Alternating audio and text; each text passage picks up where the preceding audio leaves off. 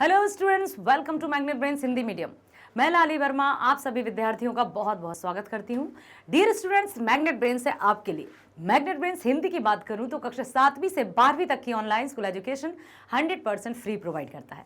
साथ ही साथ सभी प्रकार की प्रतियोगी परीक्षाओं के वीडियोस भी देख सकते हैं एकदम फ्री। आप आ गई है मैग्नेट ब्रेन्स बुक्स और ई बुक्स, जिनमें है बहुत सारे ढेर सारे और अनिवार्य MCQs, सैंपल पेपर्स, PYQs जो हर एक प्रतियोगी परीक्षा को क्रैक करने में देंगे आपका साथ। ये है सफलता की कुंजी। तो डिस्क्रिप्शन में जाइए, वहां पर लिंक दी है। आप स्वयं कहेंगे कि यस, ये बुक्स हैं आपके लिए एकदम जादू की छड़ी। सो प्रिय विद्यार्थियों, बने रहो हमारे साथ। चलते हैं इस वीडियो की तरफ।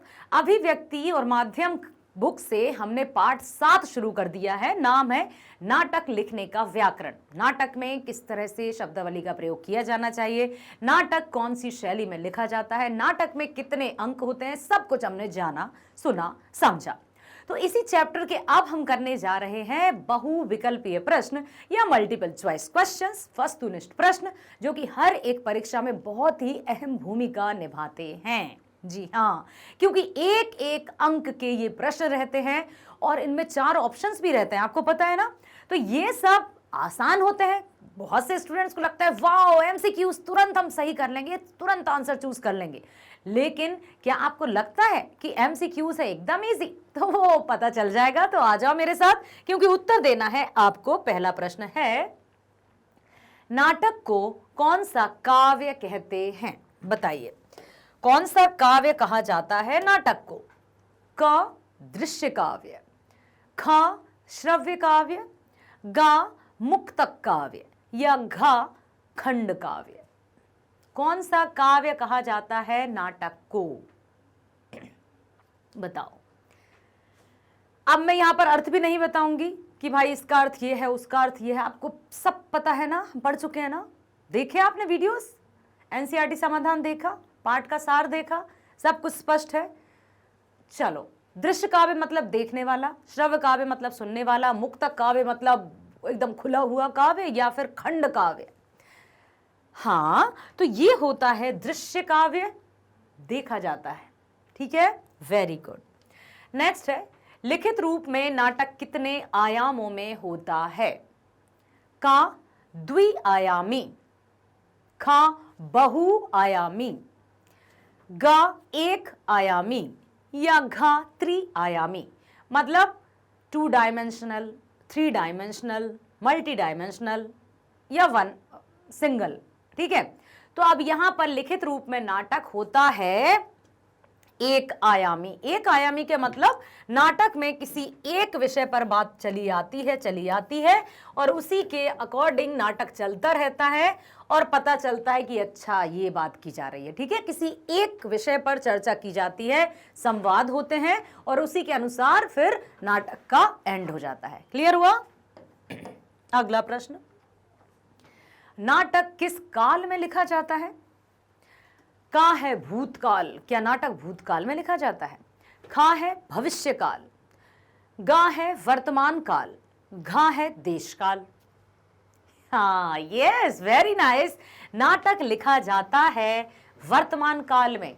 चाहे तो किसी ऐतिहासिक घटना के बारे में हम चर्चा कर रहे हो, चाहे किसी पौराणिक घटना के बारे में बात कर रहे हो, चाहे किसी भविष्य काल के बारे में कुछ ऐसी मनगढ़ंत बातें कर रहे हो, लेकिन जब नाटक की रचना की जाएगी तो वो वर्तमान काल में ही की जाती है, क्योंकि वर्तमान काल में जीवंत लगता है, लाइव, कि जो चल रहा है वो एकदम प्रत्यक्ष है और जिससे दर्शक जो है अपने आप को उस नाटक की कहानी से जोड़ पाते हैं। तो नाटक हमेशा वर्तमान काल में ही लिखा जाता है। आंसर चेक करें भैया, गलत तो नहीं है?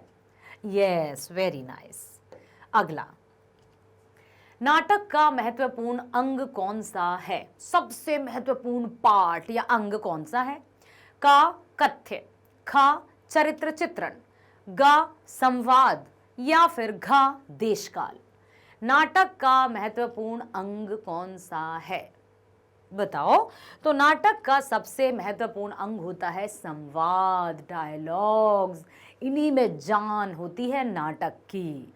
यदि संवाद का मंचन बहुत बेहतरीन तरीके से किया जाता है तो नाटक सफल नाटक में परिवर्तित हो जाता है। वहीं संवाद में कहीं ढीलापन सा महसूस हुआ तो नाटक पूरा का पूरा गुड़ का गोबर हो जाता है। ठीक है, संवाद में सशक्त होनी चाहिए सभी। संवाद अपने अनुरूप, जैसे किसी को नौकर का संवाद करना है तो वो ऐसा लगे कि बिल्कुल बिल्कुल नौकर है। यदि राजा है तो राजा लगना चाहिए, ठीक है, मंत्री है तो मंत्री लगना चाहिए।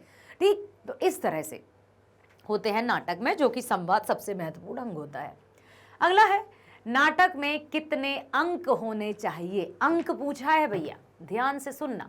जिसकी चर्चा हमने की थी सार में, यदि बहुत ध्यानपूर्वक जिसने प्रीवियस वीडियो देखा है वो उत्तर बता पाएगा।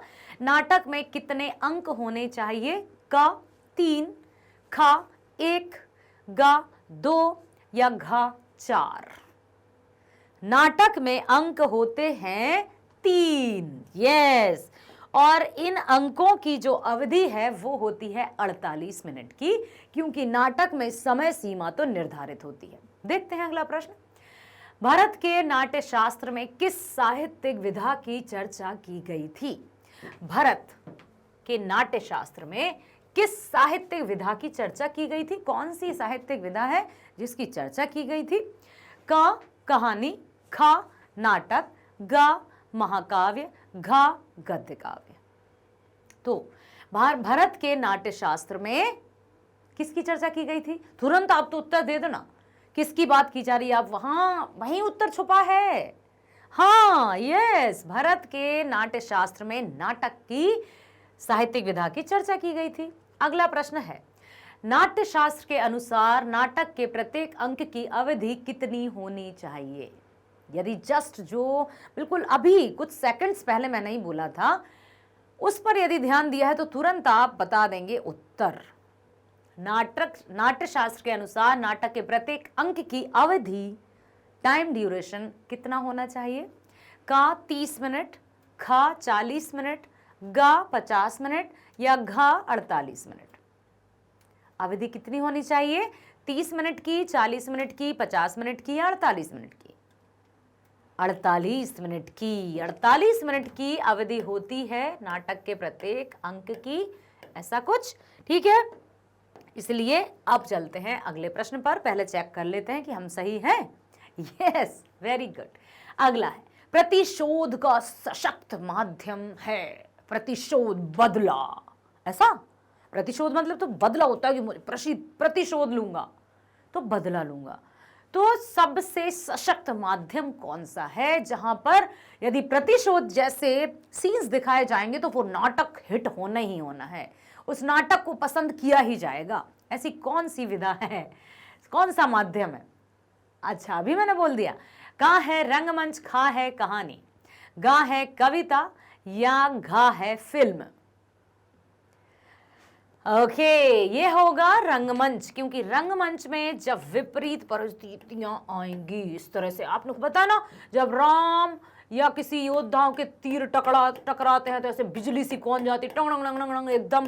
तो ये क्या है, प्रतिशोध। यहाँ से बाण चला रहा है, वहां से बाण चला रहा है और एकदम से खतरनाक से कुछ हो रहा है। वो जो दृश्य रहता था ना, यहाँ से तीर मारा, वहां से तीर चलाया और किसी एक का तीर फिर गायब हो जाता था, किसी एक का तीर गायब हो जाता था, है ना, ऐसे गायब हो गया और एक का जो बचा है वो अपने आप में गौरवान्वित महसूस करता था।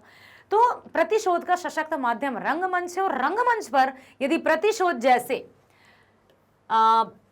कथनों का या इस तरह के संवादों का प्रयोग किया जाता है तो वो अवश्य सफल होता है।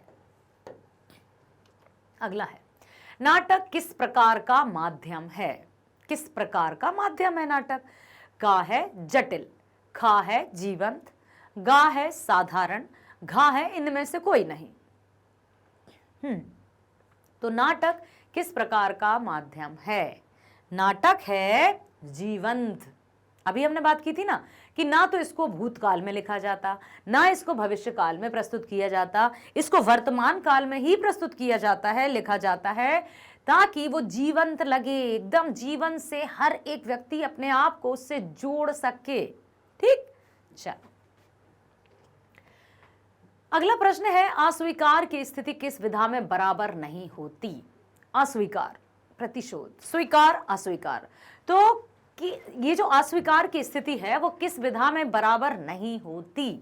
क उपन्यास में, ख कविता में, ग नाटक में या घ संस्मरण में?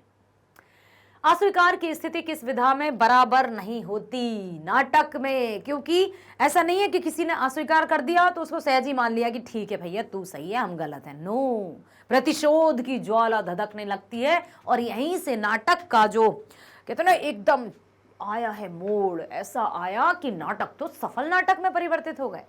कई नाटक हैं, प्रेमचंद जी का नाटक, हरिश्चंद्र, भारतेंदु हरिश्चंद्र द्वारा रचित नाटक, बहुत से नाटकों के उदाहरण हैं, ठीक है। तो इनमें यही अधिक दिखाया गया है। नाटक की महत्वपूर्ण विशेषता क्या है? अब इसकी विशेषता बताओ। क समय का बंधन, ख भाषा, ग चरित्र चित्रण या घ कथ्य? सबसे महत्वपूर्ण विशेषता क्या है? इन सब में देखो, भाषा भी है, चरित्र चित्रण भी है, कथ्य भी है, क्या समय का बंधन है इसकी विशेष? हाँ, क्या इसकी महत्वपूर्ण विशेषता है समय का बंधन? बिल्कुल, समय का बंधन ही इसकी महत्वपूर्ण विशेषता है। इसमें टाइम ड्यूरेशन बहुत मायने रखता है। ऐसा नहीं है कि खींचे जा रहे हैं, खींचे जा रहे हैं, खींचे जा रहे हैं, भैया झेलते जाओ, झेलते जाओ। जहां इसकी कसावट में थोड़ी सी भी कमी आ जाती है वहीं जाकर ये ढीला ढाला होकर नीचे गिर जाता है। तो समय की जो पाबंदी है या समय का जो बंधन है वो नाटक की प्रमुख विशेषता के अंतर्गत आता है। नाटकों के चरित्रों की विशेषता नहीं है, नहीं है पूछा है, प्रश्न को ध्यान से सुनना। का टाइप्ड, खा सपाट, गा सतही या घा तीनों? फिर से मैं एक बार और कहूंगी आपसे कि जब भी हम कोई भी ऑप्शन चूज करेंगे तो हम सिर्फ अकेला का लिखकर नहीं आ जाएंगे, का के आगे जो लिखा है वो भी लिखेंगे, खा के आगे जो लिखा है। यदि आपको लगता है कि ये सही है तो इन सब को हमें लिखना होगा। घा लिखेंगे और पूरा लिख के आएंगे कि घा और तीनों, तब जाकर हमें पूरा 1 अंक मिलेगा बेटा। अकेला आप घा लिख कर आ जाओगे तो पूरे अंक नहीं मिलेंगे आपको। तो नाटकों के चरित्र की विशेषता नहीं है। क्या टाइप्ड होना चाहिए? नहीं होना चाहिए। सपाट होना चाहिए, एकदम फ्लैट? नो। क्या सतही होनी चाहिए? बिल्कुल बिल्कुल पूरी तरह से निम्न कैटेगरी का या एकदम इस तरह का? नहीं। तो ये तीनों ही इसकी विशेषता नहीं है। समझ में आया नाटक की? तो इसी तरह से और भी प्रश्नों का निर्माण किया जा सकता है। यदि और किसी तरह के प्रश्न नाटक से संबंधित या नाट्य रूपांतरित से संबंधित आपके मस्तिष्क में उभर रहे हो तो प्लीज मैं बार बार यही कहूंगी कि आप कमेंट बॉक्स में जरूर लिखिएगा। किशोर कुमार है ना, आनंद है, आप लोगों से मैं कह रही हूं कि अपने कमेंट में जरूर लिखो कि आपको और क्या चाहिए, किस तरह के प्रश्न चाहिए, या कोई कंफ्यूजन तो नहीं है। हर तरह की चर्चा आप कर सकते हैं, हम हैं आपके लिए। मैग्नेट ब्रेन्स है आपके लिए जो कक्षा 7वीं से 12वीं तक की online school education 100% free provide करता है। साथ ही साथ सभी प्रकार की प्रतियोगी परीक्षाओं के वीडियोस भी आप देख सकते हैं एकदम फ्री। अब आ गई है मैग्नेट ब्रेन्स की बुक्स और ई बुक्स जिनमें है मल्टीपल चॉइस क्वेश्चंस, बहुत सारे, ढेर सारे, अनगिनत क्वेश्चंस जो आपको हर एक परीक्षा में सफलता दिलाएंगे। साथ ही साथ सैंपल पेपर्स हैं, प्रीवियस ईयर क्वेश्चंस पेपर्स हैं सॉल्यूशन के साथ, जिसमें आप हर तरह के कॉम्पिटिटिव एग्जाम को क्रैक कर सकेंगे और सफलता हासिल कर सकेंगे। तो प्रिय विद्यार्थियों, बने रहना हमारे साथ। मिलते हैं एक और वीडियो के साथ। Bye, thank you so much.